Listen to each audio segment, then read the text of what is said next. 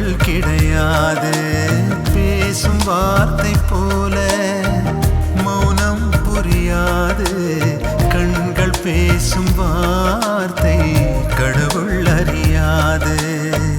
உலவி திரியும் காற்றுக்கு